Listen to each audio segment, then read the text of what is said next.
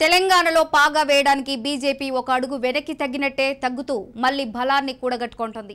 ఇటీవల తిరిగి ఎన్నికల రణతంత్రానికి పదును పెట్టినట్లు కనిపిస్తోంది. జాతీయ నేతల పర్యటనలతో మరోసారి దూకుడుగా ముందుకు సాగుతోంది. ఈ క్రమంలోనే పార్టీల అసమ్మతి తలనొప్పిగా మారింది. ఢిల్లీలో అగ్రనేతల వద్దకు టికెట్ల ఖరారు అంశం వెళ్లింది. మొదటి జాబితా విడుదల చేసిన రెండో జాబితా ఆశావాహుల్లో ఉత్కంఠ రేపుతోంది.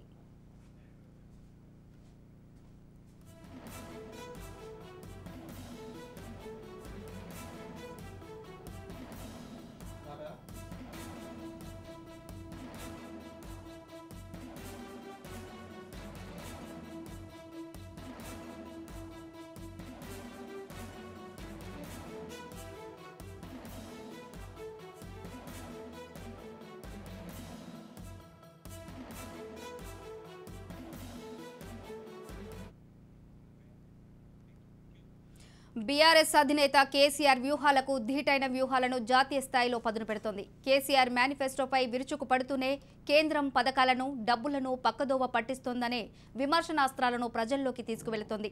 కేసీఆర్ కుటుంబ పాలనను తెలంగాణ సమాజం సహించే ప్రసక్తే లేదని, నిజామును తలపిస్తున్న కేసీఆర్ అధికార దుర్వినియోగానికి పాల్పడుతున్నాడని ఇటీవల తెలంగాణ పర్యటనలో జాతీయ నేతలు ప్రధాని మోదీ, జేపీ నడ్డా, రాజ్నాథ్ సింగ్, అమిత్ షా వంటి అగ్రనేతలు ధ్వజమెత్తారు.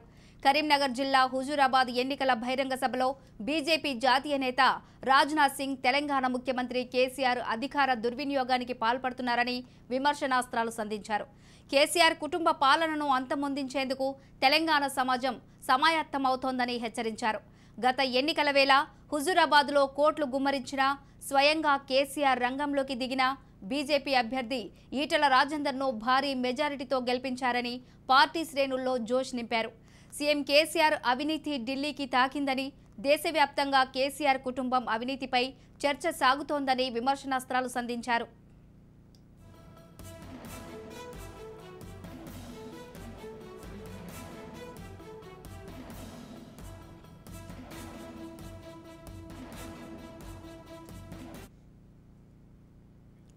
ఇక హుజూరాబాద్ ఎమ్మెల్యే ఈటల రాజేందర్ తానెందుకు బీఆర్ఎస్ అగ్రనేత కేసీఆర్ కు టార్గెట్ అయ్యానో పూసగుచ్చినట్లు వివరిస్తూనే హుజూరాబాద్ ప్రజలు ఆపదలో ఆదుకున్నారని, అపూర్వ విజయాన్ని తమ బిడ్డనైన తనకు అందించారని, ఈ గడ్డను గుండెలకెత్తుకున్నారు. ప్రజాపక్షాన నిలబడ్డందుకే, హాస్టళ్లలో పేద పిల్లలకు సన్నబియ్యం, భోజనం అందించాలని కొట్లాడినందుకే, మున్సిపల్ కార్మికులకు అండగా నిలబడినందుకే కేసీఆర్ తనపై కోపం పెంచుకున్నారన్నారు.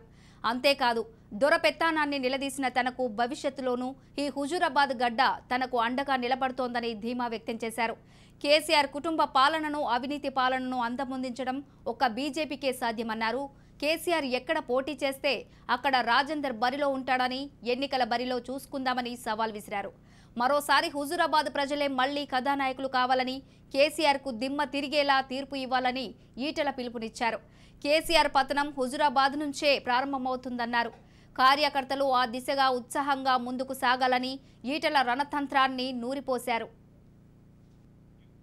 కేంద్ర హోంమంత్రి అమిత్ షా రేపు తెలంగాణకు రానున్నారు. నేషనల్ పోలీస్ అకాడమీలో పాసింగ్ అవుట్ పరేడ్కు అమిత్ షా ముఖ్య అతిథిగా హాజరు కానున్నారు. అలాగే రేపు మధ్యాహ్నం సూర్యాపేట సభకు ఆయన హాజరు కానున్నారు.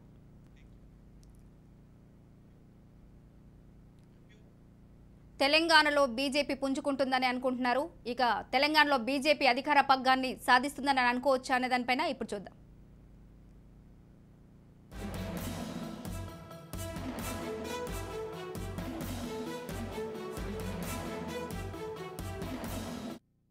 కేంద్ర హోంశాఖ మంత్రి అమిత్ షా మరొకసారి తెలంగాణకు రాబోతున్నారు. అమిత్ షా షెడ్యూల్ ని ఒక్కసారి మనం చూసుకుంటే ఈ రోజు రాత్రికే హోంశాఖ మంత్రి అమిత్ షా రాబోతున్నారు. రాత్రి 10:20కి శంషాబాద్ ఎయిర్పోర్ట్ కు ఆయన ప్రత్యేక విమానంలో చేరుకోబోతున్నారు. అదేవిధంగా రాత్రి నేషనల్ పోలీస్ అకాడమీలో బస చేయనున్నారు. నేషనల్ పోలీస్ అకాడమీకి సంబంధించిన బస్సుకు సంబంధించిన వివరాలు కూడా ఇవ్వడం జరిగింది. అండ్ ఉదయం ఈ నైట్ మొత్తం ఆయన అక్కడే ఉంటారు. దానికి సంబంధించి ఎవరైనా నేతలు వచ్చినా మాట్లాడేటువంటి అవకాశం కూడా మనకు అక్కడ కనిపిస్తుంది. అండ్ ఉదయము 7:50కి సర్దార్ వల్లభాయ్ పటేల్ విగ్రహానికి నివాళులర్పిస్తారు. ఆ తర్వాత 8 నుండి 11 వరకు, అంటే 11 గంటల వరకు 75th సంబంధించిన IPS batch passing out period ఉంది. కార్యక్రమంలో కేంద్ర హోంశాఖ మంత్రి పాల్గొంటారు.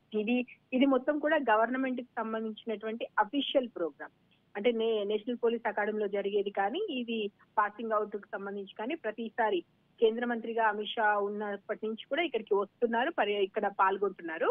ఇక ఒక్కసారి ఆ తర్వాత మనకు ఈ రాజకీయ సంబంధమైనటువంటి సభలకు సంబంధించి చూసుకుంటే 11 నుంచి 1 గంట వరకు షెడ్యూల్ ని రిజర్వ్ చేసి పెట్టారు అధికారులు. 1 గంట నుండి 2 గంటల వరకు ఎన్పిఏలో రాజస్థాన్ భవన్ లో ఆయన లంచ్ చేయనున్నారు. ఆ తర్వాత 3 గంటలకు హైదరాబాద్ లోని బేగంపేట విమానాశ్రయానికి వచ్చి బేగంపేట నుండి సూర్యాపేటకు బయలుదేరతారు.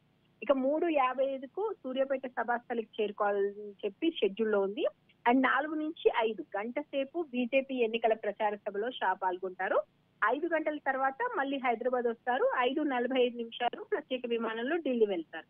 ఇది అమిత్ షాకు సంబంధించినటువంటి minute to minute schedule already ఖరారైపోయింది.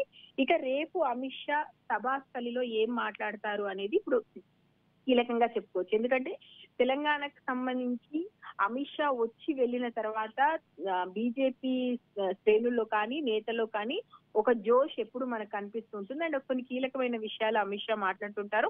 ఇటు కాంగ్రెస్ ని బీఆర్ఎస్ ని రెండింటినీ టార్గెట్ చేస్తూ మాట్లాడతారు. అండ్ అదేవిధంగా బీజేపీ ఏమి ఇచ్చింది అంటే కేంద్రంలో అధికారంలో ఉన్నటువంటి బీజేపీ తెలంగాణకు ఏమి ఇచ్చిందనే అంశానికి సంబంధించి మాట్లాడబోతున్నారు. At the same time Kaleshwaram project కి సంబంధించి కూడా చర్చ నడుస్తుంది కాబట్టి కాళేశ్వరం గురించి మాట్లాడే అవకాశాలు మనకు కనిపిస్తున్నాయి. అండ్ ఇక్కడ తెలంగాణలో ఒకవేళ కాంగ్రెస్ అధికారంలోకి వస్తే పరిస్థితి ఎలా దిగజారుతుంది అనేది ఒకటి చెప్తారు. At the same time KCR కుటుంబ పాలన గురించి అండ్ కేసీఆర్ అవినీతి గురించి ఏవైతే ప్రాజెక్టుల పరంగా నీళ్లు నిధులు నియామకాలు ఈ మూడింటికి సంబంధించినటువంటి విషయాలు కూడా అమిత్ షా ఖచ్చితంగా మాట్లాడే అవకాశం మనకు కనిపిస్తుంది. సో ఓవరాల్ గా ఈసారి బీఆర్ఎస్ ని టార్గెట్ చేస్తూ బీఆర్ఎస్ కి పూర్తి స్థాయిలో ప్రత్యామ్నాయం బీజేపీయే కాబోతుంది అనేటువంటి సంకేతాలు ఇవ్వబోతున్నారు. అండ్ కొంతమంది అసంతృప్తి నేతలు ఎవరైతే ఉన్నారో ఆ నేతల్ని ఉజ్జగించి లేదా మరొక రకంగానైనా దారిని తెచ్చుకునేటువంటి ప్రయత్నం అయితే పూర్తి స్థాయిలో అమిత్ షా రాబోతున్నారు. అండ్ చాలా మంది నాయకులు అమిత్ షాతోనే తాడో పేడో తేల్చుకోవాలని చెప్పేసి సిద్ధంగా ఉన్నారు. వాళ్ళలో ముఖ్య నాయకులు ఉన్నారు. ఎందుకంటే ఎంపీగానే పోటీ చేస్తాం, ఎమ్మెల్యేగా అంటే కష్టం అనుకుంటున్నారు కాబట్టి అలాంటి అనేక విషయాల మీద కూడా ఆయన మాట్లాడతారు. వాళ్ళతో ఏంటి ఎలా ఉండాలి ఏంటి మనం ఏ విధంగా ముందుకెళ్తాం అండ్ ఇంకా రానున్న సభల్లో బీజేపీ ఏ విధంగా చేయాలంటే ఒక రూట్ మ్యాప్ అయితే ఖచ్చితంగా బీజేపీలో ఉన్నటువంటి ఇక్కడ తెలంగాణ బీజేపీ నేతలకు ఇచ్చి వెళ్లేటువంటి పరిస్థితి చూసుకున్నట్లయితే స్వప్న సీనియర్లకు టికెట్లు కేటాయించకపోవడానికి కారణాలు ఏమి ఉంటాయనుకోవచ్చు. ఇది రమాదేవి నిజంగా బీజేపీలో ఒక విచిత్రమైన పరిస్థితి ఉంది. ఇప్పుడు మనం బీఆర్ఎస్ చూస్తున్నా కాంగ్రెస్ చూస్తున్నా టికెట్లు మాకు కావాలి మేము పోటీ చేస్తాం అంటున్నారు.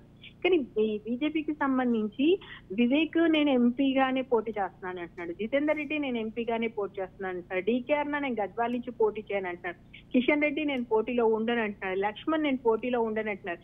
అంటే వీళ్ళందరూ కూడా ఎమ్మెల్యేగా పోటీ చేయడానికి ఎందుకు భయపడుతున్నారు, ఎంపీగా అయితే ఎందుకు సై అంటున్నారు అంటే అమిత్ షాని అదే విధంగా మోడీ చరిష్మాని చూసుకొని ముందుకెళ్తే ఒకవేళ ఖచ్చితంగా పార్లమెంట్ ఎలక్షన్స్ అప్పుడు మోదీ వర్సెస్ రాహుల్ గాంధీ అనేది నడుస్తుంది కాబట్టి ఆ టైంలో మోదీ చరిష్మా వర్కౌట్ అవుతుంది అండ్ మనం ఎంపీగా అయితే గెలవగలుగుతాం అండ్ రేపు ఢిల్లీకి సంబంధించి చక్రం తిప్పే అవకాశం ఏమైనా మనకు వస్తుంది.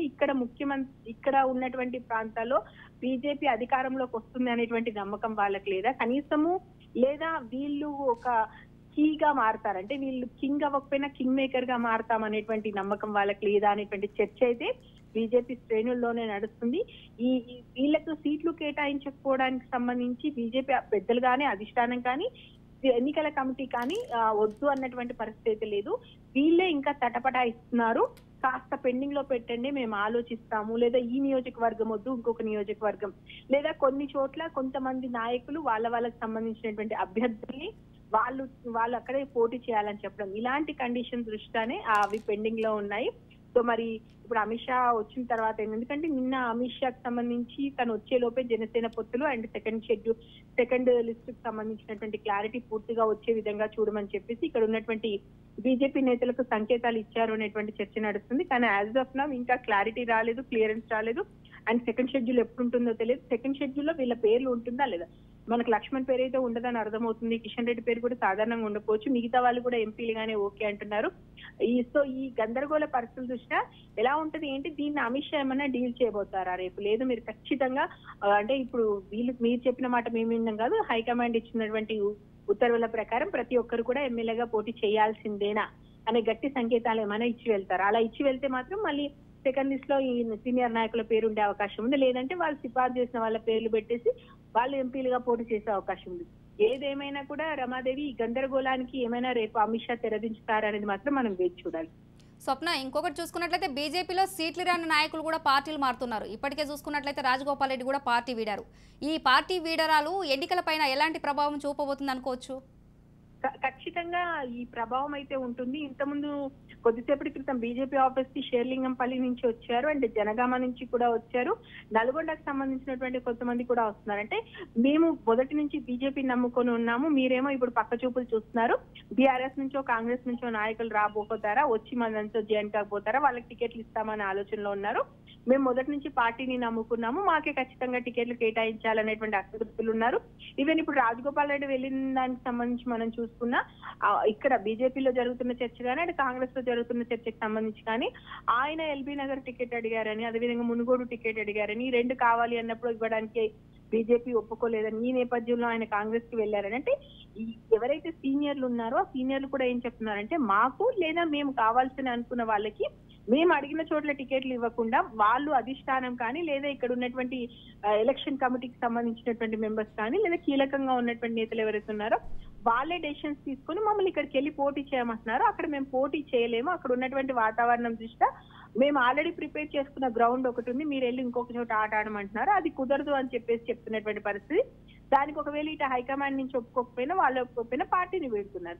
ఇప్పుడు మనము ఈ రాజగోపాల్ రెడ్డి కంటే ముందు కూడా పార్టీని వీడుతున్న వాళ్ళు ఒకరి తర్వాత ఒకరంటే కీలకమైనటువంటి నేతలు పై స్థాయిలో ఉన్న వాళ్ళు ఇంకా పార్టీ వీడతారనేటువంటి చర్చ ఇంకా నడుస్తూనే ఉంది. కొంతమంది నేతలు ఇప్పటికీ కూడా విజయశాంతికి సంబంధించి ఇంకా పులి స్టాప్ పడలేదు, వివేక్ వెంకటస్వామికి సంబంధించి పులి స్టాప్ పడలేదు, కొండా విశ్వేశ్వరరెడ్డికి సంబంధించి కూడా అంటే వీళ్ళు వెళ్తారా ఉంటారా అనేది తెలియకున్నటువంటి పరిస్థితి. అండ్ కొంతమంది ముఖ్య నేతలుగా ఉన్నట్టు ఏనుగు రవీందర్ రెడ్డి అనే వాళ్ళు కూడా వెళ్ళిపోవడం జరిగింది. సో ఓవరాల్ గా ఏంటి అంటే వెళ్ళడమే కానీ రావడం లేనటువంటి పరిస్థితి. అంటే బీజేపీకి సంబంధించినటువంటి డోసు కేవలం వెళ్ళడానికే ఉన్నాయి కానీ కీలక నేతలు ఎవరు ప్రస్తుతానికైతే ఇంకా బీజేపీ బాట పట్టని పరిస్థితి. సో అసంతృప్తులు ఖచ్చితంగా ఉన్నారు, వాళ్ళు మాకి సీట్ ఇవ్వాలని కోరుకుంటున్నారు. ఎట్ ద సేమ్ టైమ్ ఇక్కడ ఉన్నటువంటి ముఖ్య నేతలు ఎవరైతే ఉన్నారో వాళ్ళు పోటీకి దూరంగా ఉండాలనుకుంటున్నారు, ఎంపీకే పోటీ చేస్తామంటున్నారు, మాకు కావాల్సినటువంటి నియోజకవర్గాలు హైకమాండ్ ఇవ్వట్లేదు అనే దాంట్లో ఉన్నారు. సో ఒక గందరగోళ వాతావరణం ఉంది. బీజేపీకి సంబంధించి ఇప్పటి వరకు 52 మంది అభ్యర్థులకు సంబంధించి లిస్టే వచ్చింది.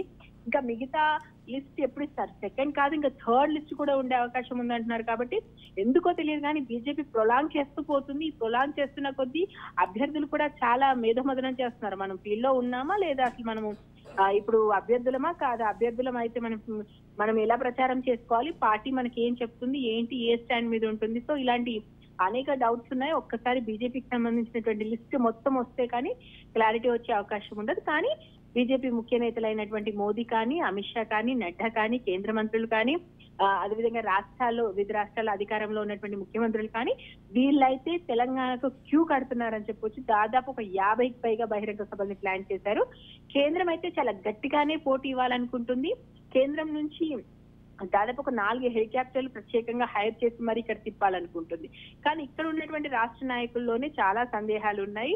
చాలా లోపట ఒకరికి పడట్లేదు, కొన్ని రకాలైనటువంటి సందిగ్ధంలో ఉన్నారు, ఒకరి మాట ఒకరు వినలేని పరిస్థితి అనేటువంటి చర్చలు జరుగుతున్నాయి. మరి వీటన్నిటికీ ఎలా పులి స్టాప్ పెడతారో అమిత్ షా గతంలో వచ్చినప్పుడు చాలా విషయాల మీద క్లారిటీ ఇచ్చి వెళ్లారు. అది అక్కడ మన రాజకీయంగా కానీ పార్టీ పరంగా కానీ ఈసారి ఎలా ఉంటుందో చూడాలి Ramadevi. Right Swapna, thank you.